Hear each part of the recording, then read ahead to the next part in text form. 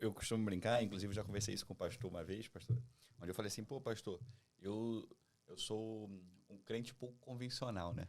Eu sou muito... Porque quando a pessoa imagina uma pessoa cristã, a última coisa que ela imagina é o Ian, né? Eu não tô dentro do estereótipo, né? Seja porque eu sou um cara que abertamente falo, eu gosto de dinheiro. Eu gosto de dinheiro pra caramba, pastor. Ih, tá doido. Se a pessoa tá achando que pra ser crente não pode gostar de dinheiro, eu acho que não tem nada a ver, não. Sim. Porque eu acho que tá tudo ok, tá liberado gostar de dinheiro, tá? Então tá tudo bem.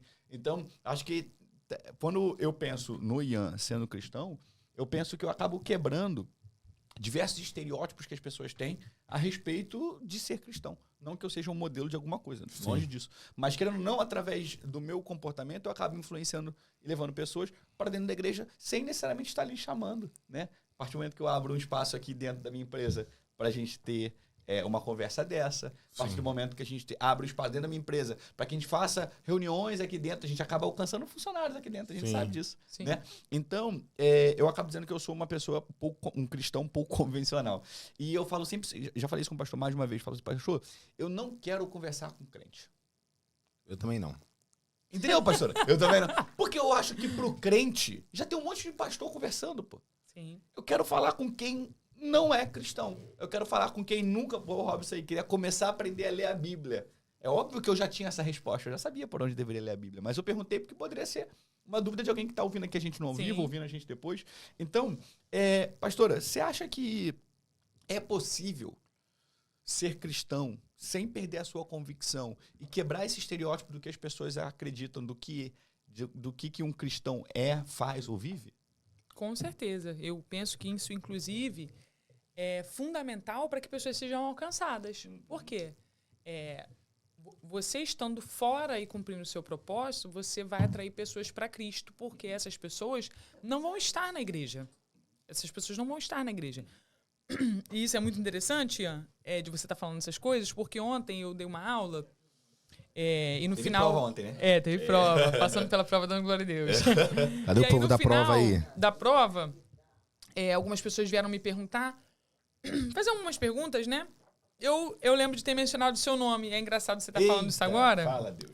Foi falando bem. Foi falando bem. Ah, que bom, que bom. E a pessoa fez uma pergunta sobre chamado, e tudo mais. E eu falei assim, olha, e quando a gente olha para a Bíblia, existem 5 dons ministeriais, né? Um deles é o evangelista, que eu já te falei, né? Eu falei assim, Ian, você é um evangelista. O que o evangelista faz?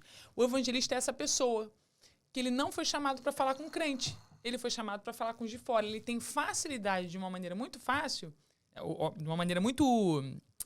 Simples, isso que eu quis dizer. De uma maneira muito simples de atrair pessoas para o evangelho sem fazer muita força. Simplesmente pelo que ele é, pela forma com que ele age. Por quê? E isso é muito lindo, porque o evangelista, ou a pessoa que ela tem essa sede, né, por ganhar almas para Jesus, por trazer pessoas para a luz de Deus, Deus vai dar estratégias a essas pessoas. O pastor estava falando assim, o G12 é uma estratégia, uma técnica, uma ferramenta. E a gente acha o quê? Que o diabo não tem estratégia nem ferramenta? Por que o diabo tem que ter estratégia, ferramenta, técnica e método. Os crentes têm que ter nada? Né? Não. Nós temos a maior arma, que é a palavra, mas isso daqui se manifesta na vida das pessoas de uma maneira diversa, né? Porque alguém pode... Eu conheço pessoas que se converteram sozinhas dentro de casa lendo a Bíblia. Mas eu também conheço gente que se converteu dentro de uma balada com uma pessoa desviada, a outra oferecendo bebida, e essa pessoa que era desviada dizendo para ela assim, poxa, você não tinha que estar aqui, não. Deus está me falando para te falar. Assim? E aí, assim. E aí depois essa pessoa voltou para Jesus e a outra se converteu. Caraca. Então, tipo assim, quem vai dizer que Deus não estava nessa balada? Eu não tô...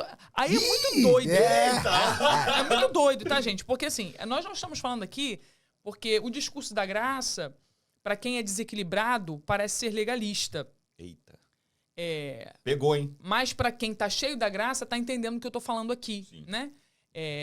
Nós não estamos falando que você vai viver à torta e à direita e Deus vai assinar embaixo. Não estou dizendo isso. Eu estou dizendo que Deus se utiliza de estratégias muito loucas para alcançar quem Ele ama. Porque o amor dele é incondicional. Então, você, Ian, pelo seu jeito, você vai atrair gente muito parecida com você, que gosta de dinheiro, que é empresário, que acredita nesse evangelho, que não tudo pode, mas que também não é um sofrimento desgraçado. Porque para sofrer já basta estar na terra. Sim. Aí eu vou ser crente para sofrer? Poxa, eu não quero ser crente para sofrer. Não que você vai estar livre de sofrimento, mas acho que vocês entendem o que eu quero dizer aqui, né? Então, você, né, dentro da sua pergunta, eu realmente acredito que Deus, ele pode usar pessoas dessa forma, né? Pessoas em lugares não convencionais, de uma forma não convencional. Você diz, eu gosto de dinheiro. E a Bíblia vai dizer, né, que a raiz de todos os males é o amor ao dinheiro. E o que a Bíblia quer dizer com isso? É quando você coloca o dinheiro acima de todas as outras coisas. É quando você assume o dinheiro como seu senhor. Só que esse é que é o problema, né? A gente tem um desequilíbrio muito grande, porque os evangélicos, no geral, demonizaram o dinheiro. É por isso que eles não têm. Falou aí. Né? Porque assim, se eu torno o dinheiro um demônio, eu não vou querer ele. Só que aí, quem gosta de dinheiro vai ter. Só que o Senhor precisa de dinheiro para movimentar sua obra. Você pode dizer, Deus não precisa de dinheiro. Sim, mas a igreja precisa, os crentes precisam, as missões precisam, as crianças prostituídas da Índia precisam, os povos indígenas que não conhecem o evangelho e que não tem Bíblia traduzida para eles precisam. Por quê? Porque o dinheiro paga por todas essas coisas. Nem sempre a oração vai pagar por isso. Então, o que Deus vai fazer? Deus vai levantar pessoas que gostam de ganhar dinheiro para ganhar dinheiro com um propósito. Sim. É isso. Que é o que Deus pode fazer através de você, através das pessoas que você vai ganhar. Essas pessoas nunca vão se identificar com o crente que usa Kenner com calça social e blusão.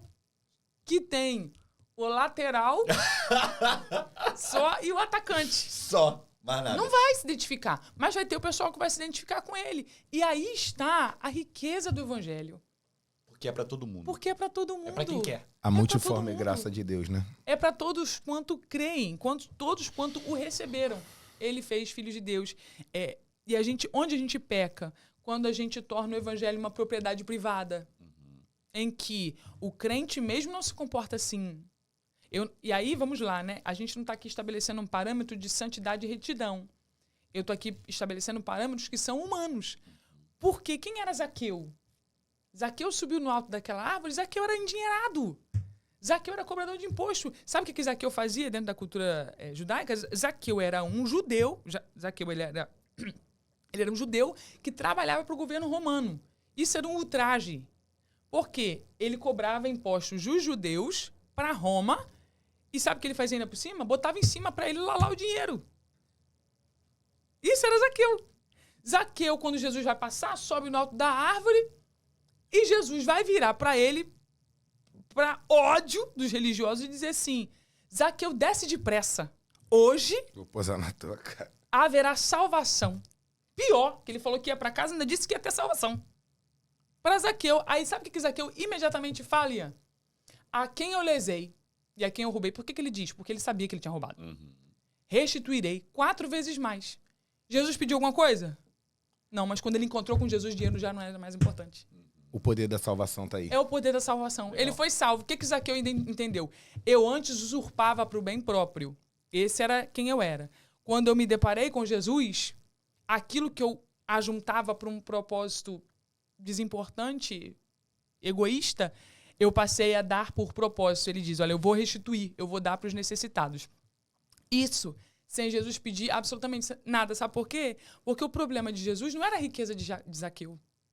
Era a raiz dessa riqueza. A raiz dessa riqueza era o pecado. E era para um final pecaminoso. Ou seja, tanto é que Jesus... Aí vou falar só isso para poder fechar e passar a palavra, a oportunidade. Tanto é que Jesus tinha um tesoureiro ladrão, que era Judas. E a Bíblia não vai nos falar de um Jesus que passava necessidade. Como é que Jesus, Ian? Porque Jesus chamou os 12 discípulos e só um era maior de idade, que era Pedro. Os outros eram tudo molecote, né? Eles não tinham atingido a idade adulta para a cultura judaica, do homem, né? Feito. Então, esses homens, esses rapazes, deixaram tudo para trás e foram viver com Jesus. Quem pagava comida? A doação. Quem pagava estadia? Só quem era responsável por sub-16, sub-14. Quem era responsável? Jesus. E era doação. Então as pessoas ofertavam, mulheres ofertavam. A Bíblia vai falar que o ministério de Jesus, ele era fortemente sustentado por ofertas, né? E não faltava nada. Então a gente vai olhar para Jesus e vai enxergar um homem que era próspero. E o problema não era a prosperidade, porque ele tinha propósito. Então o problema, né, quando a gente fala desse aspecto de dinheiro, não é o dinheiro, mas é a ausência de propósito. Porque se Deus coloca dinheiro na sua mão, mas propósito no seu coração, quanto mais propósito você tiver, mais dinheiro Deus vai botar na mão. Recebe, tem. Tá lá, Joe.